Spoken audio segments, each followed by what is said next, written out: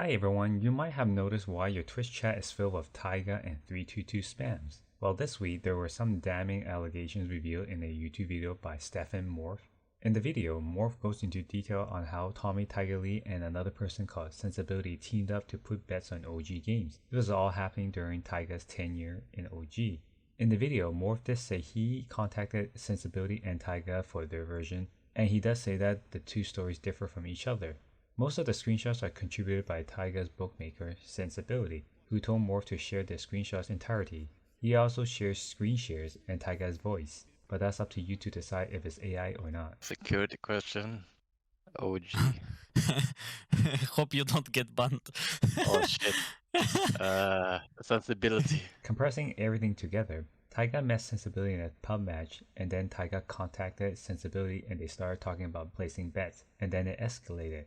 Sensibility also brought in a Chinese bookmaker to put larger bets and it started to go downhill. I will speak with my China friend. He can bet like 10k. But who is this guy? Boss, real boss. He like boss of Knights, Polaris. He rich, very rich. So I will speak with them about first, but how much that we can get it. That sounds dangerous, bro. Risky. I'd rather not have Chinaman involved. Just you and me. You know, I'm Asian, so I know China how it works. Sensibility попытался было возразить, что по-настоящему крупные ставки возможны только с участием Китая, но Тайга был непреклонен. Only China can bet a lot. Yeah, it's okay. I don't care about a lot. I just care about you and me. I'm your friend. We just work together. Following Morph's video, OG released a statement claiming during the height of Taiga's gambling saga there were rumors, so OG contacted ESL, PGL, and Valve for legal counsels. Taiga was cleared due to insufficient evidence. OG had even hired their own individual investigators, which is when they benched Taiga, and throughout the investigation there were no clear evidence he was throwing games on purpose, so OG re-added him onto the roster.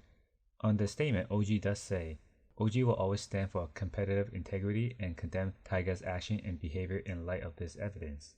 Without a doubt, the good people of Reddit decided to go back and hunt down Taiga's most suspicious plays surrounding the first blood, when later on in Morph's video he suggested he become the first blood bet. Here are some of them.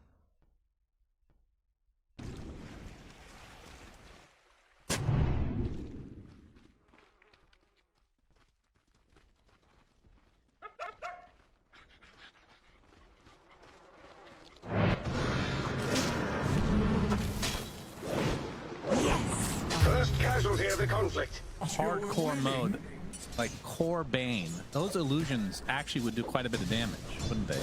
Or do they dissipate when they get cancelled right away? The illusions that you get as Bane Axe Fiend's Grip. only cast Fiend's Grip. So if they get cancelled, like they're just not illusions that stay. No, they're not illusions at all. They're just a channeling, They need to change that. just a channeling unit that is making Fiend's Grip happen. I want to see right click. I want to see First Blood. From OG. Techies is not an easy hero to play. Rubik as another huge playmaker. Then you have Beast Tinker. It's a pretty solid combination. We've seen it a lot. At later, you can start teleporting the summons. That's pretty nice. But you also have a Slark in the middle of it as well. So you kind of need a lot of farm on these two cores for OG. And meanwhile, you have a Techies and Beast who are also going to suck up a lot of net worth off the map. I also like that Beast Coast have Clock, Silencer, and Ember to get some vision, global, and gap close on the Tinker. I don't think it's an entirely free Tinker last pick.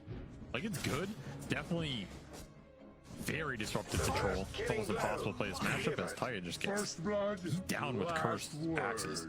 Respawns aren't too long, so you should be able to have Sacred back up, maybe have the boat up ready to go as well to stall out this fight. But TA has a lot to play against. Now, all the tools are here for OG. Oh, down the bot side, they found the What? IO, they found Uragi! What? Oh, What? the relocate!